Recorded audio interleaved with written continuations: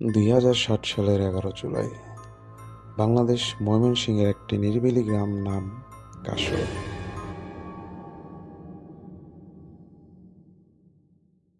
একটি পরিবার একই সাথে এমন একটি সিদ্ধান্ত নেয় যা আজও দেশের সবচেয়ে রহস্যময় ঘটনাগুলোর একটি। বিকেল প্রায় 3:30 জগন্নাথগঞ্জ ঘাট থেকে ময়মনসিংহগামী একটি মেল ট্রেন কাশরের নিরিবিলি এলাকায় পৌঁছালেই হঠাৎ রেল লাইনের মাঝখানে অবস্থান নেয় একটি পরিবার। 9 জন সদস্য একই সাথে ট্রেনের সামনে দাঁড়িয়ে পড়ে এবং কয়েক সেকেন্ডের মধ্যেই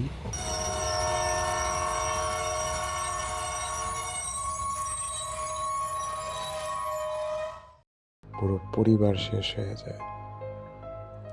ঘটনার পরপরই এলাকায় ছড়িয়ে পড়ে আতঙ্ক ও শোক। রেললাইনের চারপাশে ছড়িয়ে ছিটিয়ে ছিল দেহাবশেষ। প্রত্যক্ষদর্শীরা জানিয়েছেন দৃষ্টিটি ছিল অত্যন্ত ভয়াবহ, যা অনেকের জন্য মানসিকভাবে আঘাতজনক হয়ে ওঠে। স্থানীয় মানুষ দ্রুত ঘটনাস্থলে পৌঁছালেও ততক্ষণে অনেক দেরি হয়ে গিয়েছিল। চলুন জানা যাক কি এমন হয়েছিল এই পরিবারের সাথে, কি ছিল তাদের উদ্দেশ্য, কেনই বা আত্মহত্যার মতো পথ বেছে নিয়েছিল তারা। এটি কি কোনো হতাশা নেওয়ার সিদ্ধান্ত ছিল, নাকি ছিল নিজেদের কোনো কিছুর জন্য উৎসর্গ? ছোট থেকে ছোট তথ্য পর্যবেক্ষণ করে এমন কিছু তথ্য নিয়ে এসেছি যা হয়তো আপনারও অজানা।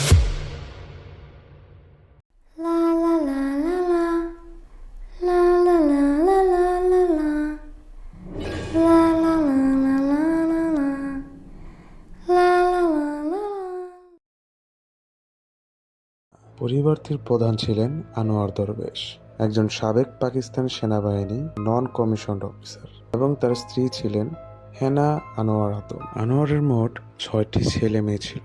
বড় ছেলের নাম ছিল গোলাম মহিউদ্দিন আব্দুল কাদের, মেজ ছেলের নাম ছিল আরিফ আনোয়ার আদম, ছোট ছেলে রাহাত আনোয়ার আদম এবং 3টি মেয়ের মধ্যে বড় মেয়ের নাম ছিল আখতারি আনোয়ার আদম, মেজ মেয়ের নাম ছিল মুন আনোয়ার আদম, আনোয়ারের ছোট মেয়ের নাম ছিল মোর্শেদা আনোয়ার আদম। পুরো 8 জন সদস্যের পরিবার ছিল আনোয়ারের। একজন সাবেক সেনাবাহিনী কর্মকর্তার পাশাপাশিও আনোয়ার আরবি, উর্দু এবং ফার্সি ভাষায় পারদর্শী ছিলেন এবং একসময় ধর্মপ্রাণ মুসলিম হিসেবে পরিচিতিও ছিলেন। স্থানীয়ভাবে তিনি আধ্যাত্মিক ক্ষমতার অধিকারী বলে পরিচিতি লাভ করেন এবং মানুষ তার কাছে বিভিন্ন সমস্যার সমাধান বা চিকিৎসার জন্য আসত, যেটাকে আমরা অনেকে কবিরাজি চিকিৎসা নামে জানি। 1971 সালে বাংলাদেশ স্বাধীনতার পূর্বেই চাকরি থেকে অবসর গ্রহণ করেন আনোয়ার দরবেশ। অবসর গ্রহণের পর আনোয়ার হিম কুসুম নামে একটি ভেষজ চুলের তেল তৈরি করেন, যা তার পরিবারের আয়ের প্রধান উৎস হয়ে ওঠে। তবে 1985 সালে কীর্তিসত্ত্বজনিত অর্থাৎ আইনি মালিকানার তথ্য না থাকায় এই পণ্যের বিক্রি বন্ধ করে দেওয়া হয়।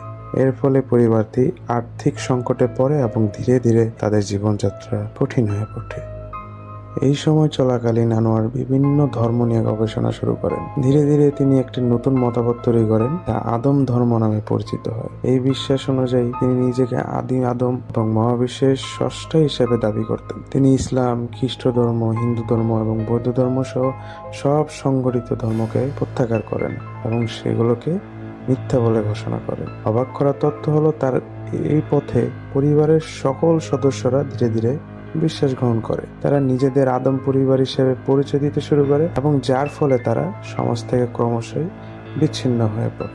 আনোয়ারের ব্যবসা বন্ধ হয়ে যাওয়ার পর তাদের পরিবার অনেকটাই দুর্ভিক্ষের ভিতর চলে যায়। সেই প্রেক্ষাপটে 1993 সালে আনোয়ারের বড় ছেলে মাহি পড়াশোনা চালিয়ে যেতে এবং পরিবারকে সাহায্য করতে ঢাকায় চলে যান। একসময় ধর্মপ্রাণ মুসলিম মাহি প্রতিদিনের নামাজ পড়া বন্ধ করে দেন এবং ইসলামের বিষয়ে দ্বিমত প্রকাশ করতে শুরু করেন। পরিচিতদের মতে তিনি কোরআনের আয়াত উদ্ধৃত করতেন, লাকুম দিনাকুম ওয়ালিয়া দিন, যার বাংলা অর্থ হলো তোমাদের ধর্ম তোমাদের জন্য, আমার ধর্ম আমার জন্য।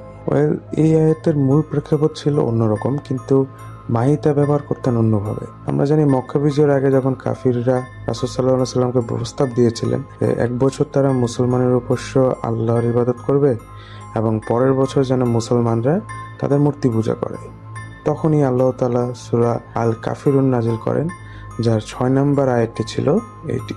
আয়াতের অনুবাদটি সঠিক বললেও কিন্তু মাহি তিনি আয়াতের প্রয়োগ ভুল করতেন। তিনি পবিত্র কোরআনের এই আয়াতকে ব্যবহার করতেন এক কোরআনের শিক্ষা থেকে দূরে সরে থাকার অজুহাত হিসেবে। অন্যদিকে আনোয়ার ১৯৯৫ সাল থেকে প্রকাশ্যে ইসলাম বিরোধী মন্তব্য শুরু করেন এবং নামাজ ত্যাগ করেন। তার পুরো পরিবারও তার পথ অনুসরণ করে, তারাও ইসলাম বিরোধী মন্তব্য শুরু করেন এবং নামাজ ত্যাগ করেন। আনোয়ার নিজেকে মহাবিশ্বের স্রষ্টা ও আমি আদম হিসেবে দাবি করতেন। ঢাকার কালিন্দিতে তার নিজ বাসভবনকে প্রথম মানবের আবির্ভাবস্থল মনে করতেন। তিনি নিজেকে মুলতানের সফি আইনাজ হকের পুনর্জন্ম দাবি করতেন। যারা জানেন না তাদের উদ্দেশ্যে বলে রাখি, আইনাজ হক নিজেকে ঐশ্বরিক দাবি করতেন, যার ফলে তাকে পরবর্তীতে মৃত্যুদণ্ড দেওয়া হয়েছিল। এছাড়াও আনোয়ার বিশ্বাস করতেন তার স্বর্গীয় সত্তা তার বংশধরদের মাঝে বিদ্যমান এবং ডায়েরিতে অনেক অজানা তথ্য উল্লেখযোগ্য ছিল যে তার নাতি মওলার মধ্যে তার আত্মা পুনর্জন্ম লাভ করেছে। পরবর্তীতে আমি আরো ডিটেল সহ দিব যে কে ছিল সেই মেয়েটি। এরকম কিছু অদ্ভুত ভবিষ্যৎবাণী করা ছিল, তার মধ্যে একটি অদ্ভুতভাবে মিল খুঁজে পাওয়া যায় পরবর্তীতে।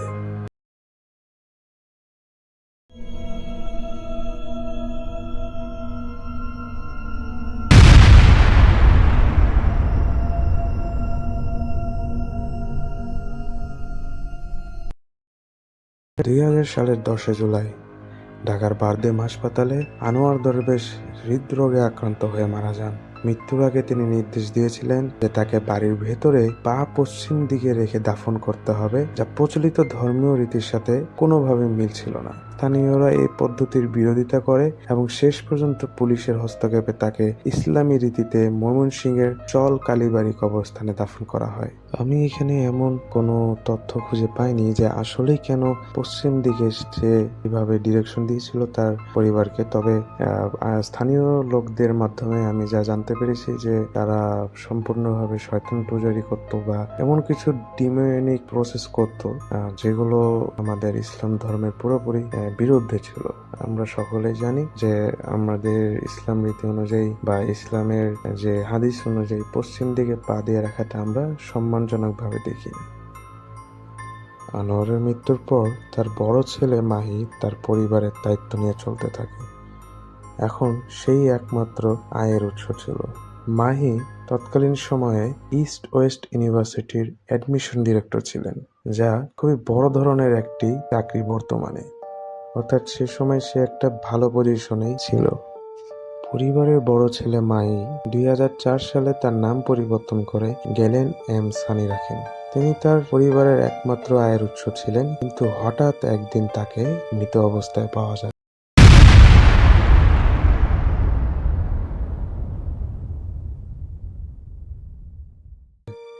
তদন্তে জানা যায় তাকে খুন করা হয়েছিল। পুলিশ তদন্তের কোনো রিপোর্ট বা খবর আমি খুঁজে পাইনি, তবে জানতে পেরেছি যে তার কাছে বেশ কিছু বিশ্ববিদ্যালয়ে জাল সনদপত্র ছিল। এই ঘটনাটি পরিবর্তীর ওপর আরো বড় আঘাত নিয়ে আসে। আর্থিক ও মানসিকভাবে তারা আরো দুর্বল হয়ে পড়ে। আনোয়ারের বড় ছেলে মাহিকে চর কালীবাড়ি কবরস্থানে দাফন করা হয়, যেখানে তার বাবাকেও করা হয়েছিল। তবে এইবার স্থানীয়রা সেখানে মাহির লাশ দাফন করতে বাধা দেয়, কারণ তারা মুসলিম বিদ্বেষী অর্থাৎ ইসলাম ধর্মের বিদ্বেষী অনেক কথা বলতো, যার কারণে স্থানীয়রা সেখানে তাদের লাশ দাফন করতে দিতে চাচ্ছিল না। পরবর্তীতে ছোট ছেলে আরিফ এলাকাবাসীর কাছে মাপ চান এবং নিজেদের মুসলিম পরিবার হিসাবে একীভূত করতে বাধ্য হন। এখানে আমি বাধ্য হন বলছি কারণ সে সময়ও আরিফ নিজেদেরকে মুসলিম পরিবার হিসাবে মানত না। তারা তাদের বাবার দেয়া আদম পরিবারেই বিশ্বস্ত ছিল। মাহির মৃত্যুর পর আরিফই একমাত্র তার পরিবারের আয়ের উৎস ছিল, যার কারণে সেও ঢাকায় চলে যায় এবং আয় করে পরিবারকে সাহায্য করতে চায়। এবং ঘটনার কিছু বছর আগে থেকেই তাদের পরিবার খুবই অসহায় জীবনযাপন করতে থাকে। আদম পরিবারের এই সকল তথ্য থেকে আমরা আন্দাজ করতে পারছি যে তারা কতটা পথভ্রষ্ট হয়ে গিয়েছিল সকল প্রকার ধর্ম থেকে এবং কিভাবে তারা শয়তানি পূজারীর কাজগুলোতে লিপ্ত হয়ে যাচ্ছিল। আমরা এতক্ষণ তাদের পরিবারের সকল তথ্য জানতে পারলাম। চলুন এখন জানা যাক সেই দিনের ঘটনা সম্পর্কে।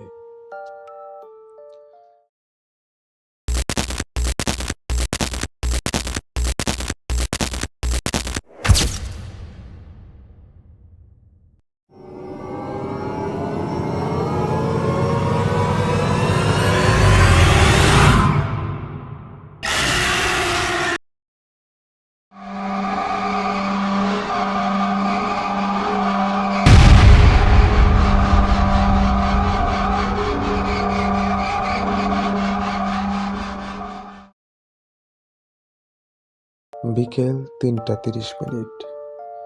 জিএম অর্থাৎ জগন্নাথগঞ্জ ঘাট থেকে ময়মনসিংহগামী রুটের একটি মেল ট্রেন ময়মনসিংহ স্টেশন থেকে স্টেশনের দিকে যাচ্ছিল ট্রেনটি তার গতিমতো চলন্ত ছিল। ট্রেনটি আসরের একটি নিরিবিলি এলাকায় পৌঁছালে ট্রেন চালক কয়েকজনকে রেল লাইন দিয়ে হাঁটতে দেখেন এবং তাদের সতর্ক করতে হুইসেল বাজান, কিন্তু কোনো প্রকার অবস্থানের পরিবর্তন দেখা যায় না। ট্রেন এক সময় একদম কাছে আসার পরও ট্রেন চালক আরেকবার হুইসেল দেন, তবুও সেখান থেকে একটুকু কেউ ঘুরে দাঁড়ায় না।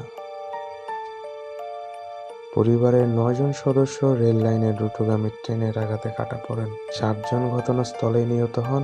যাত্রী ও স্থানীয়রা দ্রুত ছুটে এলে তারা দেখতে পান 2 জন ভুক্তভোগী অর্থাৎ একটা ছোট ছেলে এবং কিশোরী মেয়ে গুরুতর আহত অবস্থায় পানি চাচ্ছে। তাদের সাহায্য করার এবং হাসপাতালে নেওয়ার চেষ্টা করা সত্ত্বেও পথেই 2 জনের মৃত্যু হয়। ঘটনাটি ঘটেছিল আদম পরিবারের টিন সেট বাড়ি থেকে প্রায় 30 ফুট দূরে। শরীরের বিভিন্ন অংশ রেল লাইনে জুড়ে ছড়িয়ে ছিটেছিল এবং একটি হাত ঘটনাস্থল থেকে প্রায় 3 কিলোমিটার দূরে পাওয়া গিয়েছিল। মানুষের মস্তিষ্কের টিস্যু এবং চুল রেল লাইনের পাথরের উপর ছড়িয়ে থাকায় উপস্থিত মানুষের মধ্যে ব্যাপক আতঙ্ক ও ভয় ছড়িয়ে পড়ে। আপনিও একবার ভাবুন, আপনার সামনে দেহাবশেষ ছিটিয়ে ছড়িয়ে আছে, তাও আলাদা আলাদা হয়ে। কতটা ভয়ানক এবং বিপজ্জনক একটি মুহূর্ত ছিল তাদের।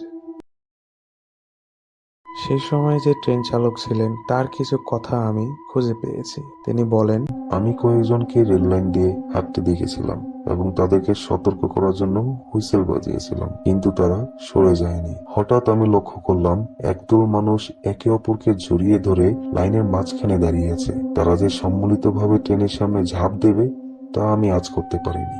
যদিও আমি ট্রেনটা অল্প সময়ের জন্য থামিয়েছিলাম, কিন্তু জনগণের রোষানলে পড়ার ভয়ে ট্রেনটি আবার চালু করে দ্রুত স্থান ত্যাগ করি। নর্মালি আমরাও জানি যখন ঘটনাস্থলে কোনো চালক দুর্ঘটনা ঘটায় তখন কোনো প্রকার তথ্য পর্যবেক্ষণ না করেই আমরা চালকদের বেধড়ক মারপিট করি। ঠিক সে ভয়েই ট্রেন চালক সেদিন স্থানটি ত্যাগ করে ফেলেন। ঘটনার পর তদন্তে পরিবারের বাড়ি থেকে 5টি হাতে লেখা ডায়েরি এবং শতাধিক পৃষ্ঠার নোট উদ্ধার করা হয়। এসব লেখায় তাদের বিশ্বাস, ভয়, ক্ষোভ এবং ভবিষ্যৎ পরিকল্পনার বিস্তারিত বিবরণ পাওয়া যায়। অনেক ক্ষেত্রে তারা নিজেদেরকে আনোয়ার দরবেশের অংশ বা অবতার হিসেবে উল্লেখ করেছে। বাড়ির পশ্চিম দিকে তারা পূর্ব পশ্চিমমুখী কবরের মতো একটি বর্গাকার গর্ত আবিষ্কার করে। একটি পুরনো কাগজের টুকরো উদ্ধার করা হয় যাতে আনোয়ার কর্তৃক তথাকথিত আদম ধর্মের ঘোষণা ছিল। শুধু তাই নয়, একাধিক হাতে লেখা সুইসাইড নোট বা আত্মহত্যার চিরকুট পাওয়া গিয়েছিল, যা বাংলা ও ইংরেজি উভয় ভাষায় লেখা এবং ঘটনার বেশ কয়েক মাস আগে থেকেই লেখা হচ্ছিল। 100 পৃষ্ঠারও বেশি দীর্ঘ এই নোটগুলোতে 9 ও 10 বছর বয়সী 2টি শিশু সহ পরিবারের বিভিন্ন সদস্য লিখেছিলেন। তাদের সে ডায়েরি রিসার্চ করে পাওয়া গিয়েছিল কিছু এমন তথ্য যা আপনার চিন্তাই পাল্টে দিবে। এই লেখাগুলোতে বারবার উঠে এসেছে সমাজ তাদের বিরুদ্ধে, তারা নির্যাতনের শিকার এবং একদিন তারা একটি মুক্ত জগৎ ফিরে পাবে যেখানে তারা তাদের প্রিয়জনদের সাথে পূর্ণ মিলিত হবে। এবং আপনারা জেনে অবাক হবেন যে তারা এই কাজ শুধু একবার দুইবার নয়, বরং একাধিকবার পরিকল্পনা করে রেখেছিল।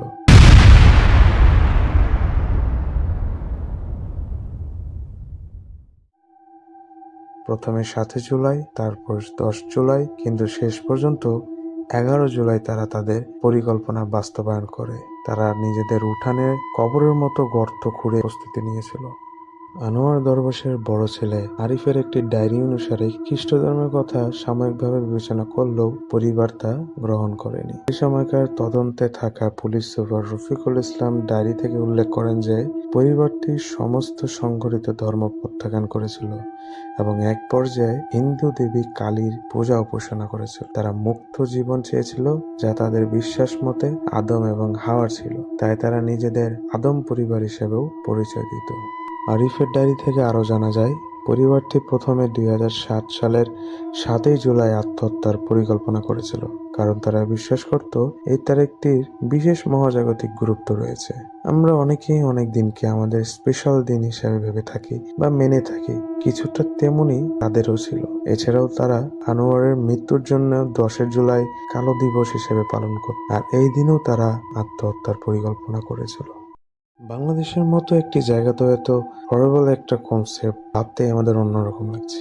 কতই না কষ্ট হয়েছে সে বাচ্চাদের, যারা তখনও দুনিয়াটাই বুঝতে শিখেনি। শেষে পানি চেতে চেতে মৃত্যুবরণ করেছে তারা। কত নির্মম এক পথ বেছে নিয়েছিল তারা। সকলের মতে ও প্রমাণ সহ তাদের পরিবারকে শয়তান পূজারী বলা হলেও একজন ব্যক্তি ছিল যে কিনা এই ঘটনাকে হত্যার পরিকল্পনা বলে দাবি করতে থাকে। সে আর কেউ না, আদম পরিবারেরই এক মেয়ে। আদম পরিবারের একমাত্র জীবিত সদস্য মেহেরুন্নেছা মুবি, যিনি ঘটনার সময় ব্রাহ্মণবাড়িয়াতে উপস্থিত ছিলেন। তিনি জানান তার বাবা কোনো প্রকার ধর্মের বিরুদ্ধে ছিলেন না, এবং তিনি আরো জানান যে তার পরিবার কখনো খ্রিস্ট ধর্মে ধর্মান্তরিত হয়নি। তিনি আরো দাবি করেন যে এই মৃত্যুগুলো আত্মহত্যা ছিল না, বরং কিছু প্রতিবেশী এবং আত্মীয়দের দ্বারা পরিকল্পিত হত্যাকাণ্ড ছিল। তবে তদন্তে তার দাবির পক্ষে সুস্পষ্ট প্রমাণই পাওয়া যায়নি। মুভির কথা পুরোপুরি মিথ্যা ছিল না, সেটি আমরা আনোয়ারের সে ডায়েরি থেকেই জানতে পারি। মৃত্যুর পরের বছরগুলোতে পারিবারিক সে ডায়েরিতে ক্রমাগত নির্যাতনের কথা উল্লেখ ছিল। আমি কিছু লেখা সংগ্রহ করতে পেরেছি, আসুন আপনাদেরকে একদম সেই লেখাগুলোই পড়ে শোনাই।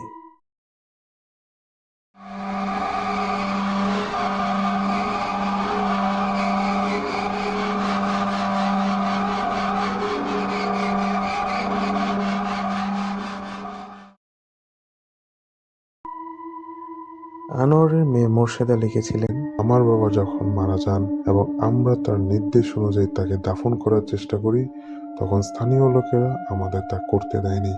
লোকেরা দিনরাত আমাদের উপর বোমা ছুড়ত।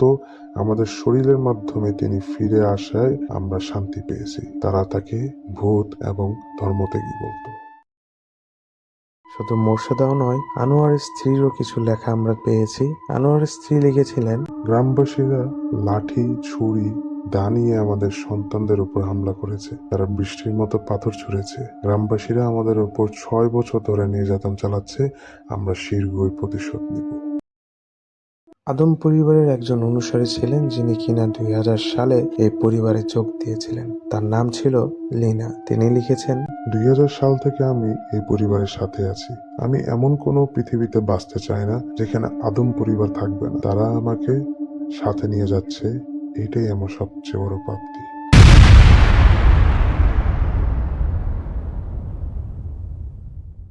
তাদের এই তথ্য থেকে আপনি বুঝতেই পারছেন যে তারা কতটা পথভ্রষ্ট ছিল এবং কোন ধর্মে তারা বিশ্বাসী ছিল, যেটা তাদেরকে শেষ পর্যন্ত ধ্বংসের দিকে নিয়ে যায়। মনোবিজ্ঞানীরা এই ঘটনাটিকে একটি বিরল মানসিক অবস্থার সাথে তুলনা করেছেন, যাকে বলা হয় শেয়ার্ড সাইকোসিস। এটি হচ্ছে এমন একটি রোগ যে অবস্থায় ঘনিষ্ঠভাবে বসবাসকারী একাধিক ব্যক্তি একই ভ্রান্তে বিশ্বাসে আক্রান্ত হতে পারে এবং একে অপরকে বিশ্বাস করে, এবং এই বিশ্বাসটি আরো শক্তিশালী ভাবে করতে পারে। এখন সেই কথায় যতই যুক্তি হোক না কেন, তারা সেই কথাকেই বিশ্বাস করতে শুরু করে। অন্যদিকে ধর্ম হচ্ছে এমন একটি অংশ আমাদের জীবনে যা আমাদের চলাফেরা, আচার আচরণ সবকিছুতে প্রভাব ফেলে। তবে তারা ধর্মের মধ্যে এমন কিছু বানিয়ে ফেলে যেটার মধ্যে কোনো পবিত্রতা নেই, যাদের সেই সত্য এভাবেই হয়। ধর্ম যেটিকেই মানুন, নিজের জীবন ত্যাগ করে ফেলা কোনোভাবে কোনো কিছুর সমাধান নয়। আপনি যতই হতাশে থাকুন, বিপদে থাকুন, নিজের স্রষ্টাকে মনে করুন, নিজের উপর ভরসা রাখুন।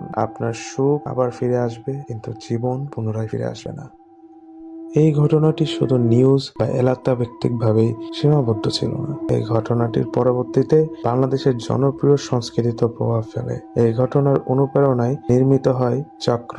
চক্র হলো একটি 20 পর্বের থ্রিলার সিরিজ, যা 2024 সালে মুক্তি পায়। এই ছবির নির্মাতা ছিলেন ভিকি জাহেদ এবং লিড অভিনয়ে ছিলেন তসিম মাহমুদ ও তাসনিয়া ফারিন। আপনারা যদি আমার গল্প থেকে পুরোপুরি নাও বুঝতে পারেন, তবে অনুরোধ থাকবে এই সিরিজটি দেখার।